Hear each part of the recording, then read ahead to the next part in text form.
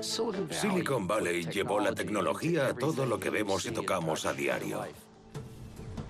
La transformación es tan masiva que apenas podemos asimilarla. Es un imán que atrae a gente de todo el mundo. Todos quieren formar parte de él. Si quieres dedicarte a las finanzas, te vas a Nueva York. Si lo tuyo es el cine, te vas a Hollywood. Si te apasiona la ciencia y la tecnología, tienes que venir a Silicon Valley. Atrae a aquellos que creen en la promesa tecnológica. Es un imán que no se puede desimantar. Los secretos de Silicon Valley.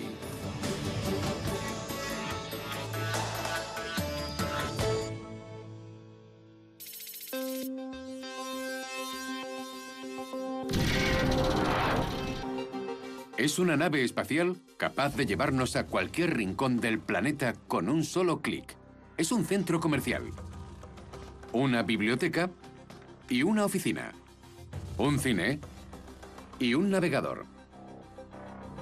Este genio digital puede hacer casi de todo. Google nos abre un mundo de posibilidades que nunca habríamos imaginado. Es justo el tipo de salto cuántico al que nos tiene acostumbrados Silicon Valley. Una de las cosas más fascinantes de Silicon Valley es que, de una forma muy consciente, aspira a cambiar el mundo. En este lugar se hace historia.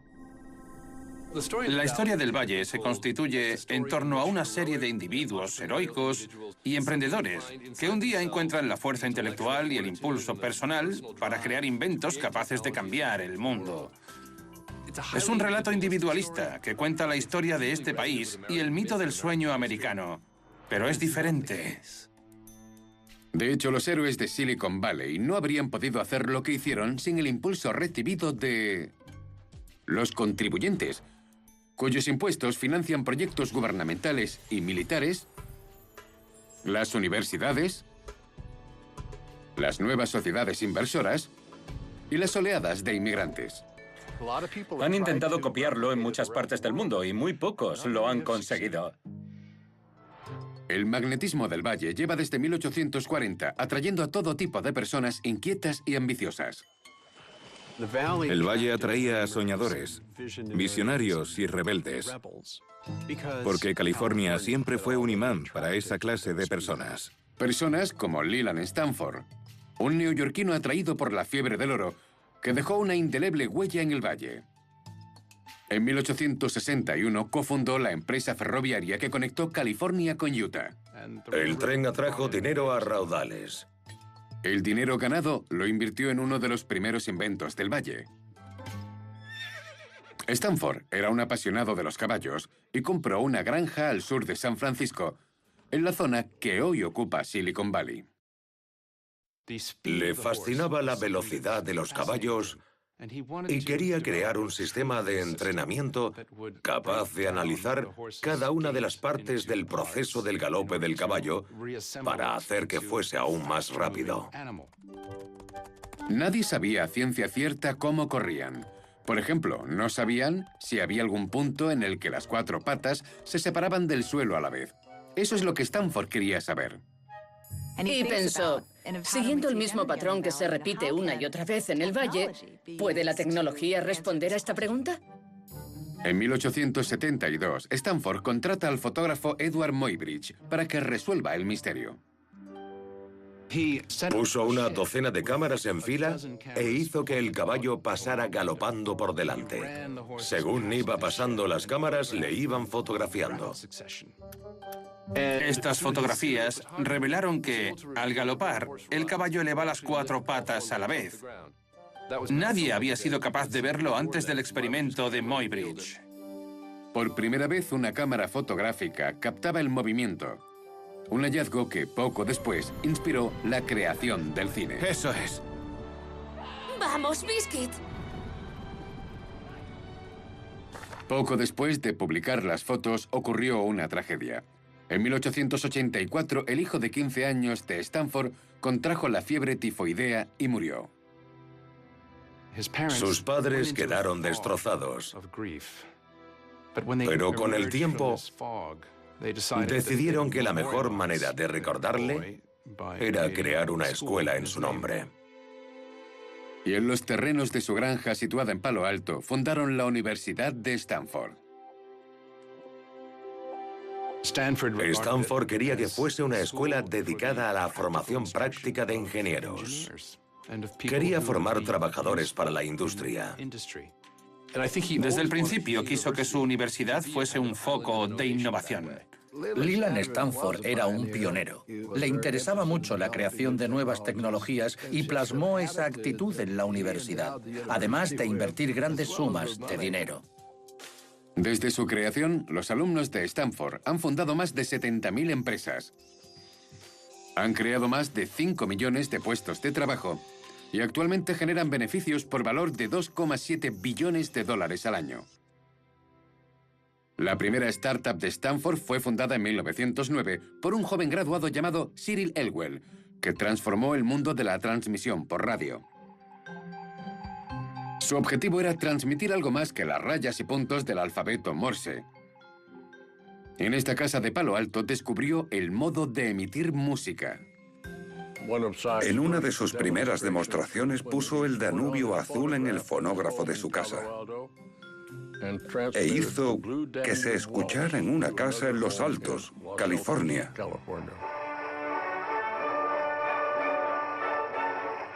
Pero la calidad de las transmisiones de Elwell dejaba mucho que desear. Un día supo que el inventor danés Valdemar Poulsen había desarrollado un método mejor para transmitir voces y sonidos mediante un aparato llamado arco oscilante. Elwell viajó a Dinamarca y adquirió los derechos del arco. El rector de Stanford quedó impresionado y le ayudó a montar su propia empresa. Invirtió $500 en la fundación de la Federal Telegraph, convirtiéndose en el primer padrino inversor tecnológico. En California, Elwell comenzó a transmitir mensajes de forma inalámbrica a 80 kilómetros de distancia. Supo publicitarse muy bien, lo que le valió la firma de un lucrativo contrato con un cliente que necesitaba esta tecnología. La Marina llevaba años usando la radio para la comunicación entre los barcos y del barco al puerto, pero no podían transmitir voces, solo código Morse. La radio de Elwell supuso un gran avance, pero la recepción fallaba a menudo. La solución a este problema estaba en manos de un inventor arruinado que vivía en San Francisco y se llamaba Lee DeForest. Trabajaba en el desarrollo de un nuevo tipo de válvula termoiónica, pero como no tenía dinero, no podía continuar. Tenía un invento que lo haría lo suficientemente rico como para pagar sus deudas. ¿Y a quién recurrió? A Cyril Elwell. Él le invita a trabajar en su laboratorio del Valle.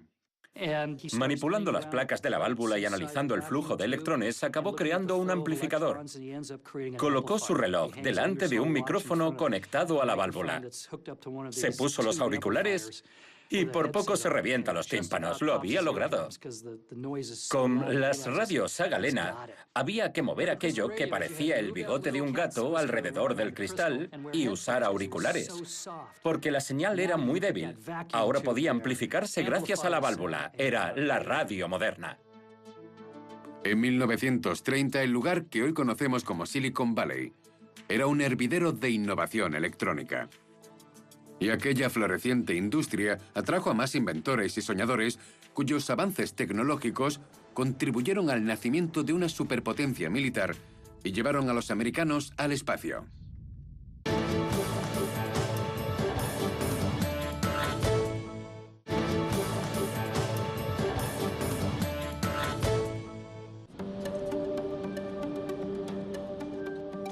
Humanos que viajan más allá de las fronteras de su planeta. El ejército más sofisticado del mundo.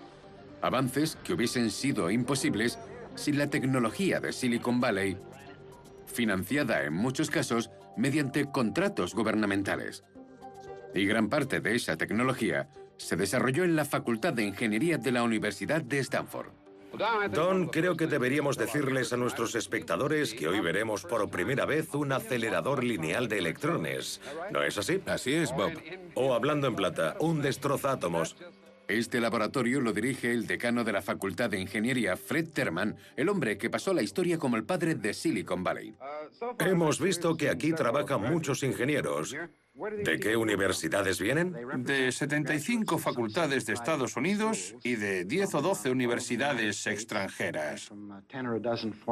La industria electrónica crece sin parar en la región y ofrece buenos puestos de trabajo.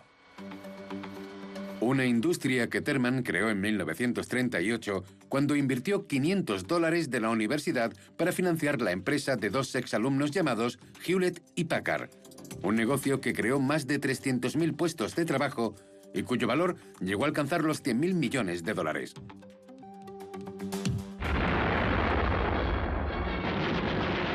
Pero la Segunda Guerra Mundial truncó los planes empresariales de Terman en el Valle.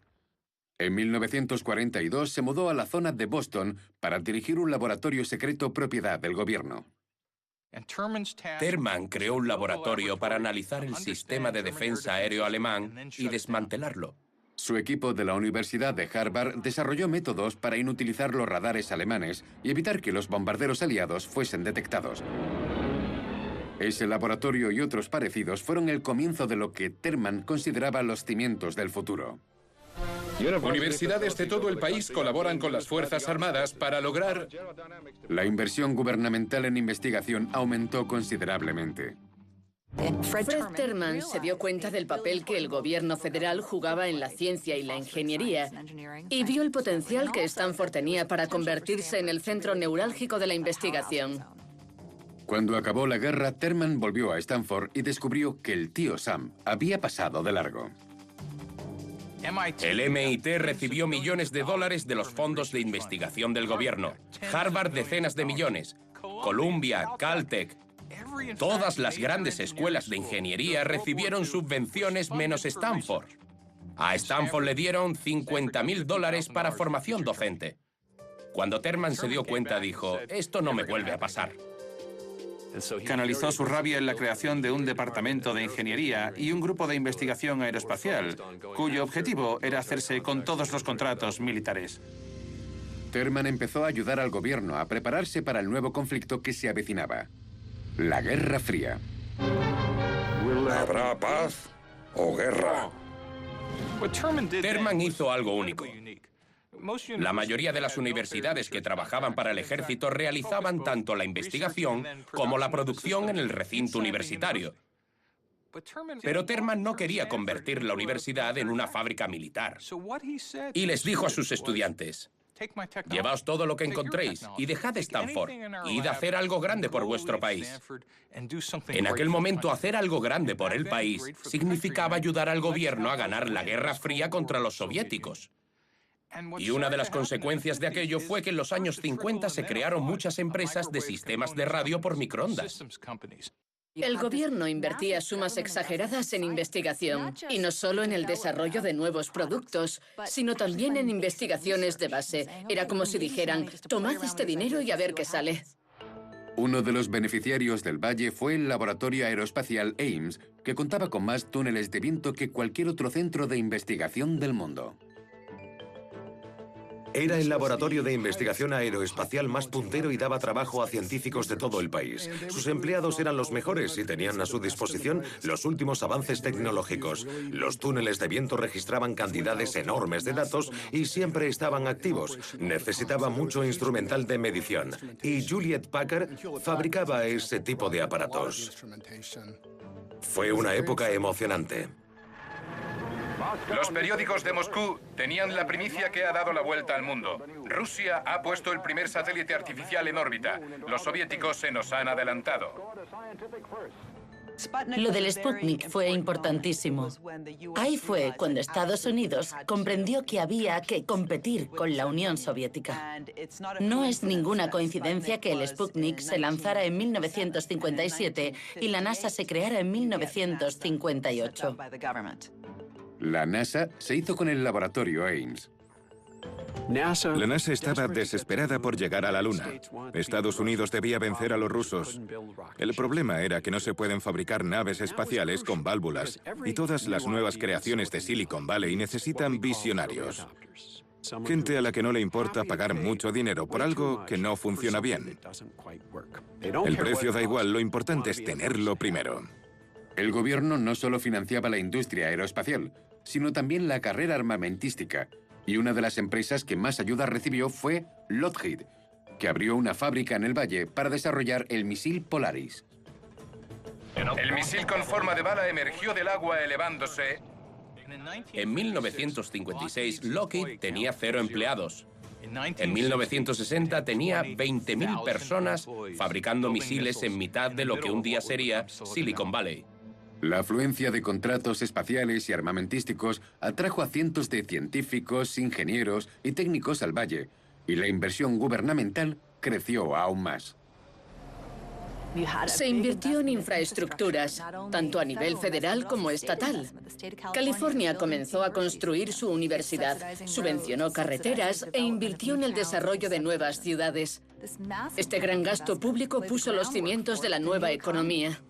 Los recién llegados encontraban trabajo en las empresas de los exalumnos de Terman y para las que él seguía negociando contratos.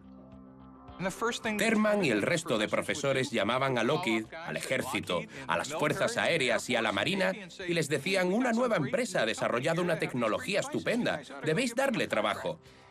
Así creó una exitosa red de emprendedores en torno a Stanford. El ejército y toda la industria relacionada con él vertebraron la economía del valle entre los años 50 y 70. En este periodo de esplendor, en 1956, apareció el científico que cerró la etapa de las válvulas termoiónicas e inauguró una nueva era. El año en que Lockheed llegó, vino también alguien llamado Shockley. Silicon Valley, tal como lo conocemos, nació el día que llegó William Shockley. Hoy en día no nos damos cuenta, pero la tecnología que creó William Shockley está por todas partes. Máquinas de café, electrocardiogramas, lavadoras, parquímetros, estadios de fútbol y en todos los aparatos electrónicos que tenemos en casa. Nos referimos al transistor. El transistor reinventó la electrónica. Es un aparato diminuto que regula el flujo de electricidad. Es como un interruptor, el interruptor de la luz. Se apaga y se enciende controlando el flujo de electrones. Ningún otro invento tuvo un efecto más determinante en el devenir de Silicon Valley. Y Shockley, que recibió el premio Nobel junto a los otros 2 físicos que lo crearon, desempeñó un papel crucial en su transformación. Shockley era un tipo interesante. Era un físico muy intuitivo. Uno de mis compañeros decía que era capaz de ver electrones y que por eso adivinaba siempre el resultado de los experimentos. Los transistores reemplazaron a las válvulas termoiónicas. Eran más pequeños y generaban menos calor. Para funcionar, necesitaban la ayuda de una sustancia sólida llamada semiconductor y que servía para cerrar o abrir el paso a los electrones.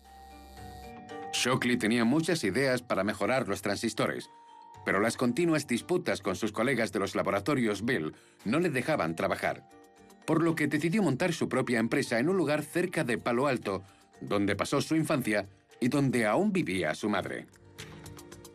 Se fue a Palo Alto y contrató a lo mejor de lo mejor, a los físicos más brillantes del país. Durante las entrevistas nos hizo test psicológicos y calculó nuestro cociente intelectual.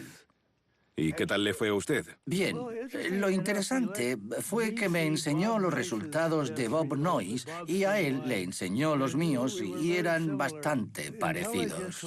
Andábamos bien de inteligencia, pero ninguno tenía madera de jefe. Creo que Shockley también debería haber hecho esos test. Semiconductores Shockley fue el primero de los cientos de fabricantes de transistores que pronto llenarían el valle. Antes de Shockley no había nada. Y Shockley era un tipo brillante, pero estaba como una cabra. Shockley era el mejor cazatalentos del mundo, pero era un jefe terrible. Se limitaba a dar órdenes y a controlar. Sigue mis normas y no cambies nada. Haz esto, no necesitas saber por qué.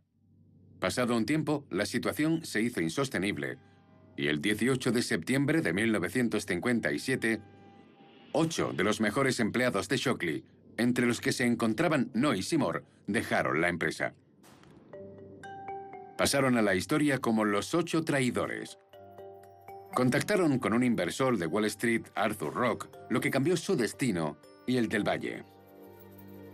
Se habrían contentado con que les encontrara trabajo, pero enseguida vi el potencial que tenían. La suerte o el destino hicieron que Arthur Rock se reunieran con Sherman Fairchild, el fundador de cámaras e instrumental Fairchild, un apasionado de la tecnología.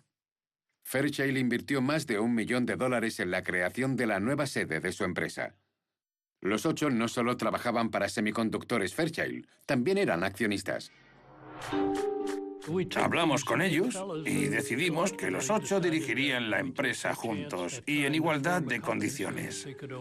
A mí me parecía que tenía sentido. Al principio Arthur Rock no vio lo que había hecho, solo quería solucionar un problema. Pero seguro que tuvo uno de esos momentos tan típicos de Silicon Valley de un momento, no he solucionado un problema, he creado un nuevo modelo empresarial.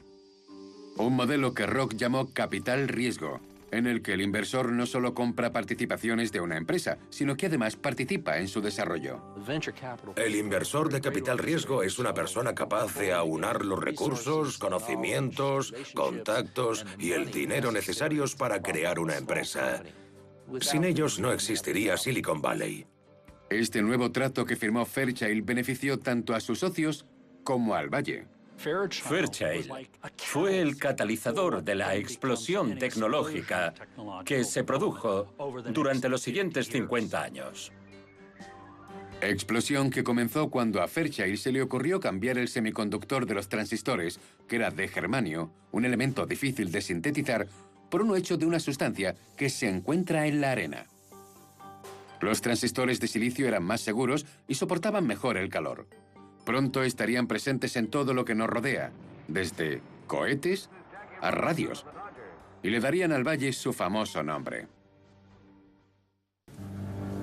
El Valle despegó dejando atrás al hombre que prendió la mecha.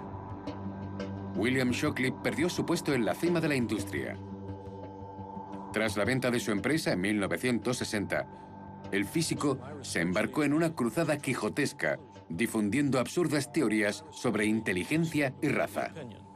La inferioridad intelectual y social de los afroamericanos se debe a un factor genético y hereditario. Ideas que ya habían sido descartadas por carecer de base científica alguna. En 1989 el galardonado científico murió convertido en un paria.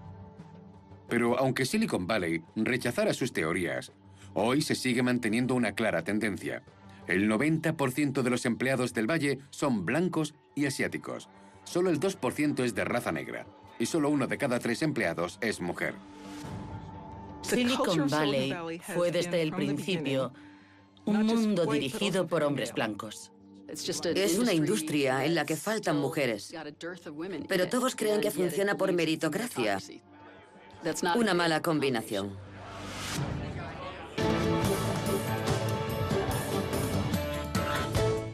Si no lo haces con ganas, pierdes el tiempo. En 1986, Heide Roizen, directora ejecutiva de la empresa Teammaker y una de las pocas mujeres que ostentaban ese puesto en Silicon Valley, pidió un préstamo de $1 millón. El banco nos invitó a cenar a mí y a otros directores de empresas tecnológicas que también querían obtener el préstamo. Éramos unas 10 o 12 personas. Y cuando llegué, vi que no era una cena, sino una cata de whisky. No soporto el whisky. Todos estaban hablando de golf. Yo no juego al golf. Era la única mujer y me quedé allí pensando, ¿cómo me meto en la conversación? ¿Qué puedo hacer? Entonces supe que aquel banco no iba a darme ningún préstamo. De hecho, no lo hicieron. Roizen no es la única mujer que se ha sentido persona non grata en el Valle. No es fácil encajar aquí. Hay mucha testosterona, mucha competencia. A menudo las empresas imponen horarios imposibles a mujeres con hijos. En Google, por ejemplo, tienen cafeterías, restaurantes de sushi, servicio de lavandería. Todo está organizado para que te pases la mayor parte del día trabajando. En la actualidad, la gran mayoría de los empleados del Valle son hombres. Pero las mujeres desempeñaron un papel esencial en la historia del Valle. En los inicios de Silicon Valley, las mujeres trabajaban en las fábricas, en las cadenas de montaje. Se creía que al tener las manos más pequeñas, podríamos ensamblar los aparatos electrónicos mejor, con más delicadeza. En la Segunda Guerra Mundial, algunos de los primeros programadores fueron mujeres. La computadora se llama así porque ellas calculaban trayectorias balísticas mediante cálculos diferenciales. Esas mujeres eran grandes matemáticas pioneras en su campo. Resolvían complejos problemas y nunca recibieron el reconocimiento que merecían. Los fundamentos de la informática se los debemos en parte a ellas. Pero al acabar la guerra, las mujeres se vieron obligadas a dejar la informática. Parte de la cultura de los hackers y los programadores surge durante los años 50 y 60, cuando todos eran hombres. Aquello fue algo que impregnó el sistema hasta la médula. Pero algunas mujeres rompieron las barreras masculinas. Yo era una empollona y siempre quise ser científica. Me gradué en biofísica en la Universidad de Berkeley y me enamoré de la informática. En 1989, Kim Polisi entró en la empresa informática más puntera del Valle, Sun Microsystems. A veces miraba a mi alrededor y veía que era la única mujer, pero me daba igual, seguía trabajando. Colaboró en el desarrollo de Java, el lenguaje de programación que puso en marcha la red informática mundial. Y en 1996 cofundó y empezó a dirigir Marimba, una empresa de software empresarial. Llamó mucho la atención porque entonces había muy pocas directoras ejecutivas y hubo momentos extraños. Como cuando daba un discurso sobre el futuro de Internet o sobre lo que era Java, y los periódicos escribían sobre la ropa que llevaba. Era frustrante, pero intentaba ignorar ese tipo de tonterías. Bajo su dirección, Marimba fue viento en popa, y Polisi acabó vendiéndola por $239 millones. Si algo ha caracterizado mi carrera ha sido la persistencia. Todas las personas que triunfaron aquí en el Valle lo lograron porque nunca se rindieron. Heidi Roizen sintió la llamada de la tecnología desde que era una niña. Esta es mi casa. Vinimos aquí en los 50 porque mi padre trabajaba para Ampex, fabricando grabadoras de cinta. Mi padre me animó, más que a hacerme ingeniera, a que me hiciera empresaria. Al igual que muchos vecinos del Valle, Roizen fue a Stanford, a la Facultad de Empresariales. En 1983, ella y su hermano Peter, ingeniero de software, crearon una empresa, Teammaker. Yo era la directora de marketing y de operaciones, creo. Se suponía que yo haría todo lo que mi hermano no quería hacer, mientras él programaba el software. Una antigua compañera de ordenadores, Tandem, le dio a Roizen un consejo que le cambió la vida. Mi compañera en Tandem, Pat Becker, era la jefa del departamento de comunicación. Cuando decidí crear mi empresa, se lo conté a la gente de Tandem y ella me dijo, ¿y qué puesto tendrás? Le contesté que haría todo lo que mi hermano no quería hacer y ella me respondió, no, debes ser directora ejecutiva. Mi hermano había empezado a desarrollar el software un año antes de que yo entrara en el proyecto. ¿Por qué iba a nombrarme a mí directora ejecutiva? Y ella dijo, por dos motivos. El primero es que tú serás quien venda el producto y el comprador quiere hablar con la persona de más alto rango. Venderás más siendo directora ejecutiva. El segundo motivo es que no tenéis dinero para publicidad, pero cuando una mujer lleva las riendas de una empresa tecnológica de Silicon Valley, todo el mundo conoce el nombre de esa empresa. Entonces pensé, vaya, tiene razón, y por eso me convertí en directora ejecutiva. Nos fue bien durante un par de años, hasta que nos dimos cuenta de que debíamos crecer más deprisa. Roizen necesitaba dinero y acudió a su amiga Ann Winblad, la exdirectora de una empresa de software que había creado su propio fondo de capital riesgo. Tenía un buen modelo de negocio. Aunque el precio de su software era bajo, le daba un buen margen de beneficios. Sabía lo que hacía. Me ayudó a mejorar mi forma de vender. Roysen recibió una oferta del director de otra empresa. Entonces, Ann me dijo, no acepte su oferta, acepta la mía. Me dio su oferta y vi que su tasación era menor que la de la otra empresa y le dije, ¿pero qué diablos es esto? Ella respondió que las dos sabíamos que yo trabajaría mejor con ella que con otro empresario. Al final, la empresa se vendió por bastante dinero, por lo que los resultados fueron muy favorables, tanto para Heidi y su equipo como para nosotros, los inversores. Pero el éxito de algunas mujeres no ha logrado acabar con la discriminación. Otra gran empresa de Silicon Valley recibe una demanda por acoso sexual. La discriminación y la diversidad son problemas recurrentes en Silicon Valley. Me parece increíble que aún exista este problema. En 1996, cuando era una de las jefas de marimba y me trataban de un modo extraño, pensaba, bueno, en 10 años esto no pasará porque habrá muchas mujeres creando y dirigiendo empresas. Desgraciadamente, 20 años después las cosas han cambiado, pero no lo suficiente. En el Valle casi siempre se juzga a los hombres únicamente por sus méritos y da igual que vengan de la otra punta del planeta. Ese es el caso de un joven físico de la India que llegó aquí persiguiendo una idea. Uno de mis profesores de física dijo en una de sus clases que la luz viaja en línea recta. Estuve pensando en ello y decidí que no era cierto. Demostrarlo pasó a ser mi meta en la vida. Una meta que le llevó a transformar la forma en que nos comunicamos mediante la invención de la fibra óptica.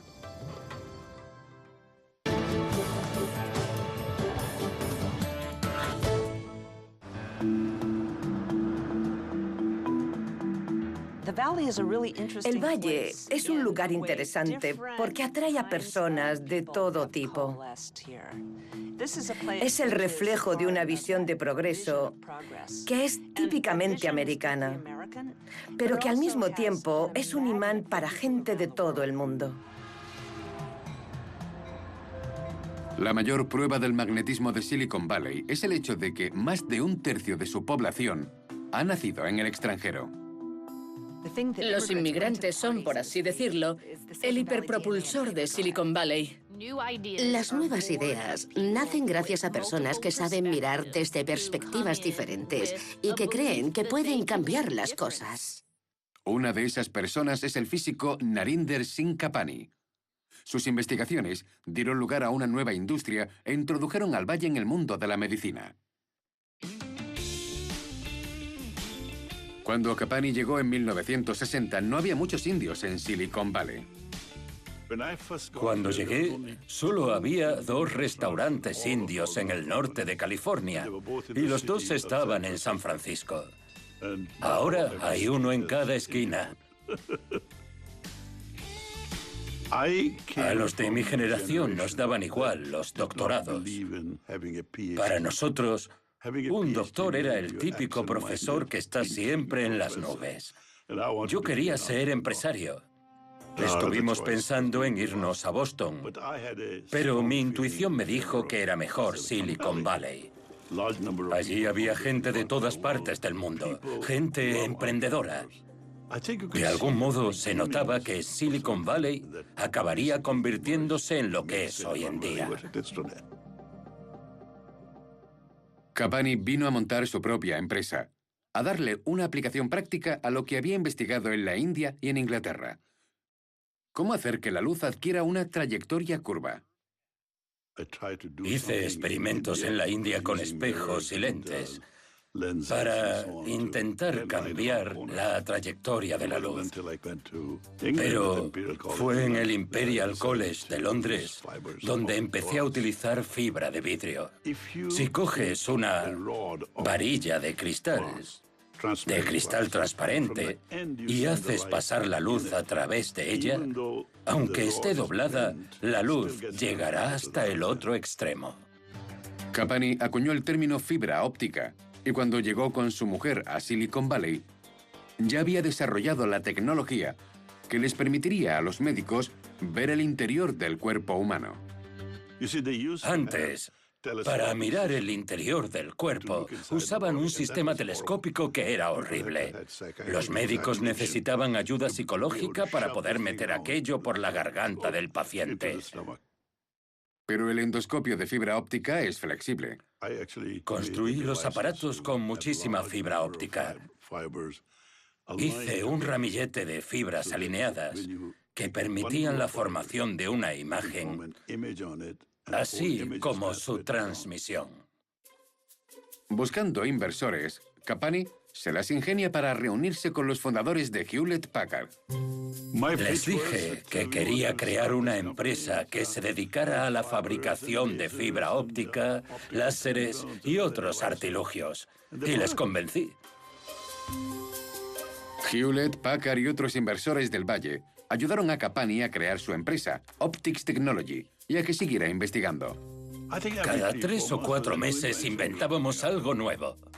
Capani también descubrió uno de los primeros usos quirúrgicos del láser: tratar desprendimientos de retina.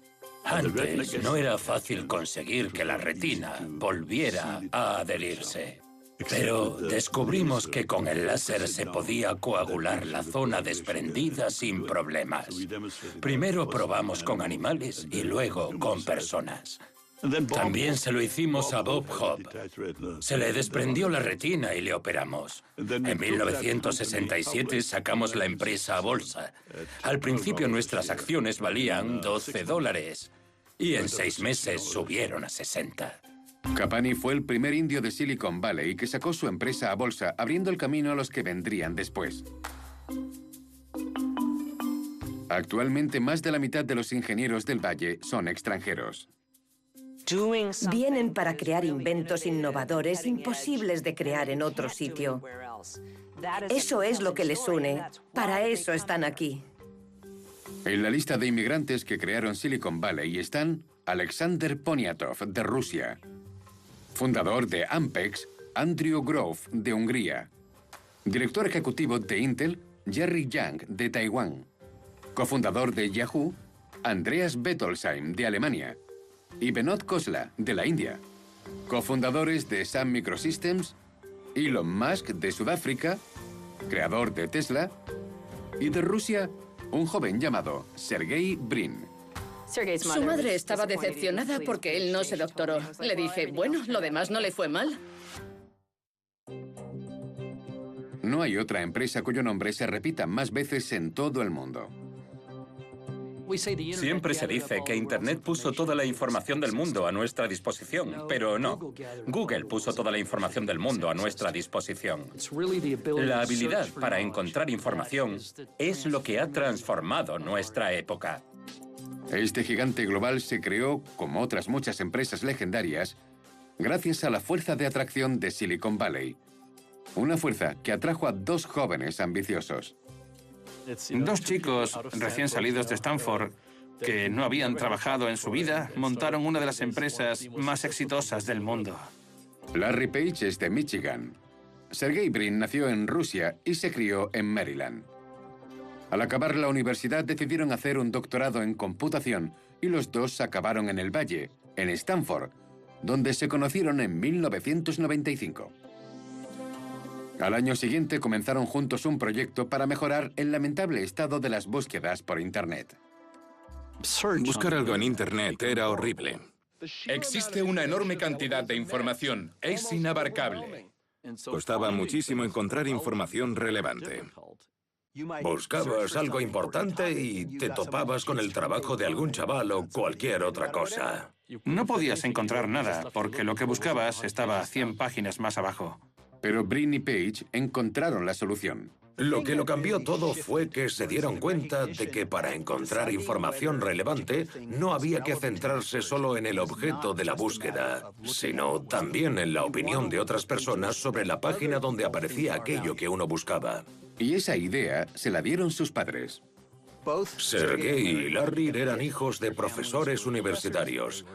Tenían una carrera a sus espaldas. Sabían muy bien cómo funcionaban las citas en los trabajos académicos. Si mi disertación gusta, otros científicos me citarán en su próximo trabajo y otras personas lo verán y la leerán. Esa estructura podía llevarse a Internet, hacer que la gente relacione una página con otra y si mi página gusta a muchos, será que es una buena página. La idea era construir un sistema en el que la popularidad pudiese medirse de manera fiable. El nombre de su motor de búsqueda hace referencia al término matemático Google, que es el número 10 elevado a la potencia de 100. Recuerdo que la primera búsqueda que hice en Google fue increíblemente mejor que todas las que había hecho anteriormente. Page y Brin, que planeaban quedarse en la universidad y doctorarse, corrieron a vender su maravilloso invento. Buscaban un comprador, y a veces uno piensa que ha creado algo espectacular, que todos estarán deseosos de cuidar y desarrollar. Pero resulta que la gente suele tener otras cosas que hacer, y que tu invento no es tan espectacular como tú te crees. Durante un año buscaron un comprador para su motor de búsqueda. Finalmente le pidieron a David Sheridan, que además de profesor era inversor, que les ayudara a montar su propia empresa. En 1998, Sheridan invitó a los fundadores de Sun Microsystem a su casa y les presentó a Page y a Brin. David creyó que sería bueno que habláramos con ellos sobre la experiencia de fundar una empresa.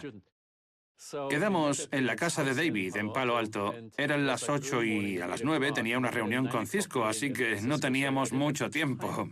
Larry y Sergey llegaron primero, y nos quedamos fuera esperando, con su portátil conectado a mi red local. Andy llegó en su Porsche, y los chicos le enseñaron la demo de Google en el portátil. Funcionaba muy bien para ser una demo, así que era obvio que el motor funcionaría. La pregunta era, ¿cómo haréis dinero con esto? ¿Tenéis un modelo de negocio? Me contestaron que enlazarían publicidad a los resultados de la búsqueda y crearían un inventario ilimitado de publicidad. Cuando buscaras una raqueta, te aparecerían empresas que las venden y que por cada clic cobrarían a la empresa anunciadora 5 céntimos. Calculé 1 millón de clics al día. A 5 céntimos cada uno, $50.000 diarios. Era imposible arruinarse. Era una máquina de hacer dinero. Y nos dijo, chicos, no quiero que os preocupéis por asuntos de dinero, así que os daré un cheque ahora mismo. Se fue al coche, volvió y nos hizo un cheque por valor de $100.000. Una nueva empresa había nacido y pronto nacería también un nuevo verbo, googlear. Los beneficios que obtiene de la publicidad hacen que enseguida se convierta en una gran empresa. A su salida a bolsa en 2004 ya tenía un valor de $23.000 millones. En 2017 pasa a formar parte de las empresas más valiosas del mundo con un valor de $600.000 millones. Pero mientras crece, va acumulando información sobre sus usuarios, al igual que otras empresas tecnológicas. Es un poder que nadie controla y que asusta. Poco a poco nos damos cuenta de que la tecnología podría usarse en nuestra contra. Si tienes un smartphone, ellos saben lo que has buscado, dónde has ido, a quién has llamado, cuál es tu banco y qué te has comprado. Podrían adivinar lo que harás a continuación. Creo que cuando una empresa, ya sea Google, Amazon, Facebook, tiene tanta información sobre la gente, deberíamos preguntarnos, ¿qué pasaría si una sola empresa concentrara toda esa información? La tecnología actual es increíble. Tiene muchas cosas positivas, pero no hay que olvidar preguntarse, ¿a dónde va mi información?